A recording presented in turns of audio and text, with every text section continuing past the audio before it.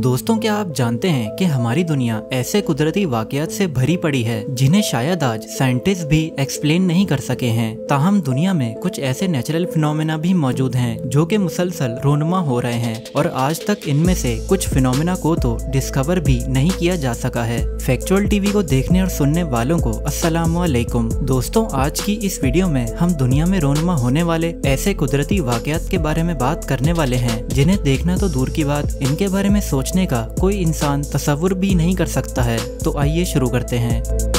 दी herring fish apocalypse. दोस्तों, 2012 में Norway के एक बीच पर अचानक लाखों और करोड़ों की तादाद में मरी हुई मछलियां दरियाफ्त हुई। ये मछलियां इतनी ज्यादा थीं कि जहां तक लोगों की नजरें जा रही थीं वहां ये मछलियां मौजूद थीं। इन मछलियों का टोटल वजन 25 से 30 हजार टन, जबकि इनकी कीमत हैरत अंगेज तौर पर $30 मिलियन के करीब थी। शुरुआत में साइंसदानों ने कई अंदाजे लगाए कि आखिर ये हादसा क्यों पेश आया, लेकिन किसी भी अंदाजे को दावे के साथ प्रूव नहीं किया जा सका। कुछ साइंसदानों के मुताबिक या तो किसी बड़ी शिकारी मछली ने इन पर हमला किया होगा और किसी तूफान की वजह से ये किनारे पर आ गई होंगी। कुछ एक्सपर्ट्स का मानना था कि जरूर किसी खतरनाक बीमारी की वजह से ऐसा हुआ होगा। बहरहाल दोस्तों, ये नाकाबिले यकीन हादसा क्यों और कैसे पेश आया, इसकी असल वजाहत आज तक कोई नहीं कर सका है।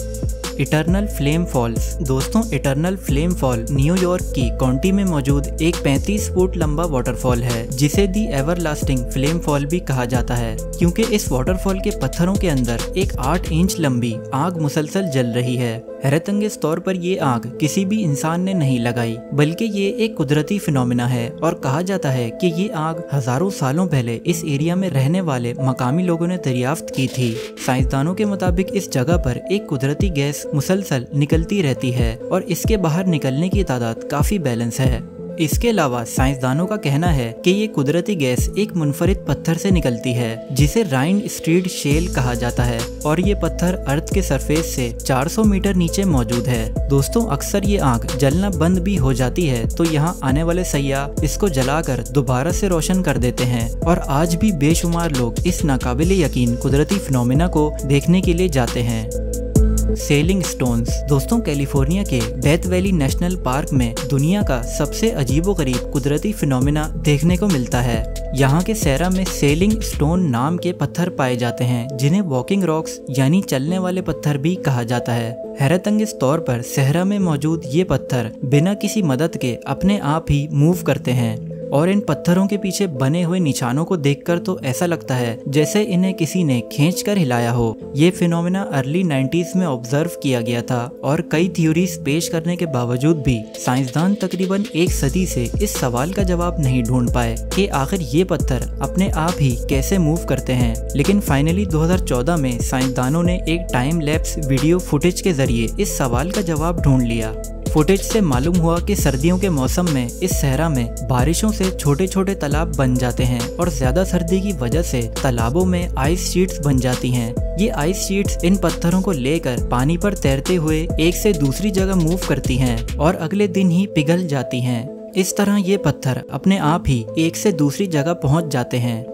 Blood rain. दोस्तों, ब्लड रेन, जिसे रेड रेन भी कहा जाता है, एक नाकाबिले यकीन नेचुरल फिनोमिना है जिसमें हैरतअंगेज तौर पर आसमान से लाल रंग की बारिश होती है और कुछ लोग तो इसे खून की बारिश भी कहते हैं।